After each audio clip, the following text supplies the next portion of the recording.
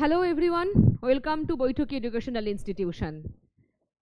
OBC তালিকা নিয়ে ফের জট, স্থগিতাদেশ চেয়ে হাইকোর্টে মামলা। ওবিসি মামলার আবার সমস্যা। তাহলে কি এসএলএসটি পরীক্ষা হবে নাকি ফর্ম ফিল আপ হয়ে বন্ধ হয়ে যাবে? এই প্রশ্নগুলোই আমি বারবার পাচ্ছিলাম। আপনারা প্রত্যেকে আমাকে এই প্রশ্ন করেছেন যে আসলে কি ম্যাডাম হবে পরীক্ষা নাকি হবে না। সেই উত্তরটাই দেব আজ। কি হতে পারে সেটা নিয়ে কথা বলবো, কিন্তু প্রথমেই যে কথাটা আমি বলছি, দেখুন, রাজার পাপে মরে সমস্ত প্রজা। আমাদের পশ্চিমবঙ্গের এখন ঠিক এই অবস্থা। রাজার পাপে মরছে এখন সকলে। দুর্নীতি হলো, তার জন্য চাকরি গেল, নতুন করে আবার পরীক্ষা নেওয়া হচ্ছে, কিন্তু সেখানেও জট। নোটিফিকেশন এলো, তারপরে ফর্ম ফিল আপ শুরু হলো, কিন্তু গোড়াতেই তো গলদ। এই যে সমস্যাগুলো হচ্ছে, মানে মানুষের স্বপ্ন নিয়ে, সাধারণ মানুষের ভবিষ্যৎ নিয়ে, ছাত্রছাত্রীদের জীবন নিয়ে ছেলে খেলা হচ্ছে, ছেলে খেলা। আমরা দেখেছি যে এই মঙ্গলবার থেকেই যে শুরু হওয়ার কথা ছিল, মানে আজকে থেকেই সমস্ত ভর্তি প্রক্রিয়া, আরও যে সমস্ত চাকরির বিজ্ঞপ্তি, কিছুদিন পরই নেট পরীক্ষা আছে, তারপর ফর্ম ফিল আপ শুরু হবে, মানে সব জায়গায় সমস্যা তৈরি হচ্ছে। এই ওবিসি কেস কিন্তু আজকের নয়, অনেক আগের গল্প, চলেই যাচ্ছে, কিন্তু সমস্যার সমাধান নেই।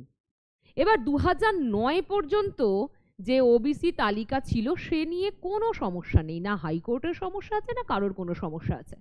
সমস্যা তৈরি হয়েছে 2010 থেকে নতুন করে যে তালিকা তৈরি করা হয়েছিল, 66টা ছিল, তার সেটা বাড়িয়ে 180টা করা হয়েছিল, সেই নিয়ে সমস্যা। এবার এই মামলা বিচারপতি তপব্রত চক্রবর্তী এবং রাজাশেখর মান্থার ডিভিশন বেঞ্চে হচ্ছে। বিধানসভায় যে অধিবেশনের মাধ্যমে রাজ্য সরকার একটা ওবিসি তালিকা বার করে দিয়েছিল গত 9ই জুন, এটা প্রত্যেকে জানেন আপনারা। সেখানে 140টি জাতিকে অন্তর্ভুক্ত করা হয়েছিল এবং ওবিসি এ, ওবিসি বি যেরকম আগে 2009 পর্যন্ত আমরা দেখতে পেয়েছিলাম, ওবিসি এ, ওবিসি বি যেরকম আমরা আগে দেখেছিলাম যে ওবিসি এ মানে মুসলিম এবং ওবিসি এ মানে হিন্দু, সেই বিষয়টা কিন্তু এখন আর ছিল না। এই নতুন প্রকাশিত যে তালিকা 140 হয়েছিল, সেই জায়গা থেকে সেটা কোনোভাবে হাইকোর্টের অনুমোদিত নয়। বিধানসভা ওটা নিজেরাই সিদ্ধান্ত নিয়ে তালিকা প্রস্তুত করে পাবলিশ করে দেয়। ফলে সমস্যা শুরু। রাজ্য তো নিজের মতো সমস্ত কার্যক্রম চালাতে পারে না। এটা তো মামার বাড়ি নয় যে যা ইচ্ছা তাই হবে। সুতরাং হাইকোর্টে আবার মামলা, এবং এই মামলা 31শে জুলাই পর্যন্ত সমস্ত স্থগিতাদেশ দিয়েছে হাইকোর্ট। 24শে জুলাই শুনানি হতে চলেছে, কিন্তু প্রশ্ন এখন, আবার কি মানুষ অন্ধকারে ডুবে থাকবে? 10 বছর পর এসএলএসটি পাচ্ছিল, একটা মানুষের চোখে স্বপ্ন দেখা দিয়েছিল, তাহলে আবার কি তারা এই অন্ধকারেই পড়ে থাকবে? সবার একই প্রশ্ন, একই আলোচনার বিষয়, তর্ক বিতর্ক একই। পরীক্ষা কি হবে নাকি হবে না? এই ক্ষেত্রে বলে রাখি, পরীক্ষা কিন্তু হবে। যেরকম ভাবে আমরা গেজেট দেখেছি, যেরকম ভাবে নোটিফিকেশন আসার কথা ছিল এসেছে, যেরকম ভাবে ফর্ম ফিল আপ শুরু হওয়ার যে দিন থেকে হওয়ার কথা ছিল হয়েছে, পরীক্ষাটাও হবে। কিন্তু বিষয়টা এখন হচ্ছে, তাহলে ওবিসি মামলার জন্য কি বলছেন বলুন? পরীক্ষা তো বলছেন হবে, কিসের ভিত্তিতে বলছেন? দেখুন, এই কথাটা একটু ক্লিয়ারলি জানিয়ে দিই। এই যে ওবিসি মামলার এই বিষয়, তার সাথে আরও যে একটা সমস্যা কোথায় তৈরি হয়ে আছে, যখন আমরা দেখেছিলাম গেজেটে অথবা নোটিফিকেশনে যে প্রায়র টিচিং এক্সপিরিয়েন্সের যে টিচারদের, তাদের কিন্তু নাম্বার দেওয়া হচ্ছে, 10 নাম্বার আছে, সেটা নিয়েও অলরেডি মামলা হয়েছে। এবারে ঘটনা হচ্ছে এখন এই দুটো জটই কিন্তু কাটবে। ওই জটটারও যেরকম হয়ে আছে সেইটা থেকেও পরিবর্তন আসবে, আবার একই সাথে যদি এটাও বলি যে ওবিসিদের এই বিষয়টাও কাটবে এবং তার সাথে ফর্ম ফিল আপের ডেটও বাড়াতে হবে বা বাড়ানো হবে এবং পরীক্ষাও কিছুটা পিছোতে পারে, খুব খুব সম্ভাবনা এটা আছে, এক্ষেত্রে সেটা আপনাদের খুব ভালোই হবে। পরীক্ষা যদি একটু পিছোয় এক্সট্রা একটু সময় হাতে পাওয়া গেলে খুব সুবিধা, কারণ এই কম দিনের মধ্যে, এত কম দিনের মধ্যে সিলেবাস কমপ্লিট করে পরীক্ষা দেওয়াটা তো সহজ নয়, খুব কঠিন বিষয়, সকলের জন্য কঠিন। সুতরাং এই যে পরীক্ষা পিছোতে পারে এবং ওবিসি মামলার জটও কাটবে। একটা কথা কি জানেন তো, যে নগর পুরিলে দেবালয় কি এড়ায়? যদি নগর পড়ে দেবালয়ও কিন্তু এড়ায় না। সমস্ত বাংলার মানুষের, সমস্ত নাগরিকের যখন এই জ্বলন্ত যে রূপ ফুটে উঠবে, তখন দেবালয়ও কিন্তু এড়িয়ে যাবে না। কেন কথাটা বলছি অবশ্যই বুঝতে পারছেন, কি প্রসঙ্গে বলছি বুঝতে পারছেন। समझदार के लिए इशाराई तो काफी है।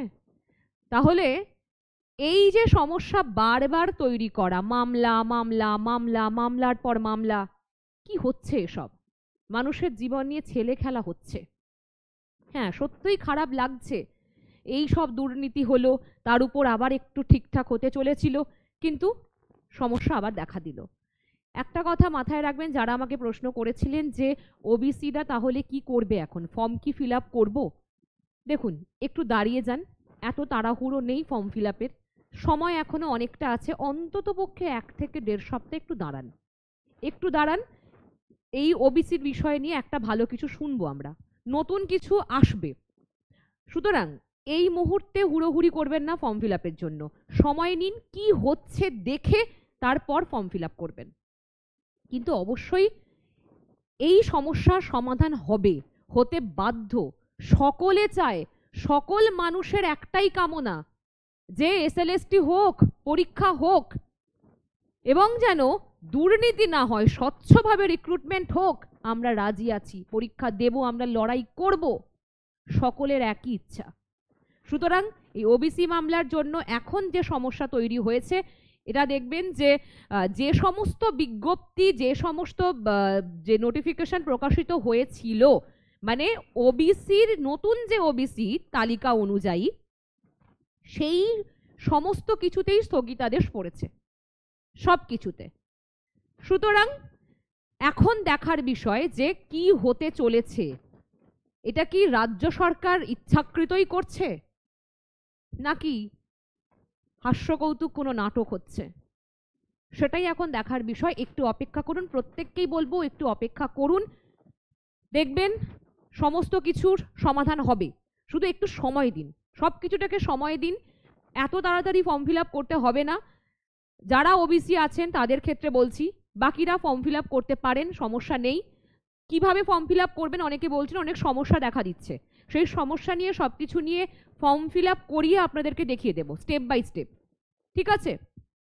এবং অনেকে এটাও বলছিলেন যে দুটো পরীক্ষা বা দুটো, যেরকম 9, 10, 11, 12 কি একসাথে দিতে পারবো, 9, 10, 11, 12 ফর্ম ফিল আপ করতে পারবেন এবং পরীক্ষাও দিতে পারবেন, ঠিক আছে?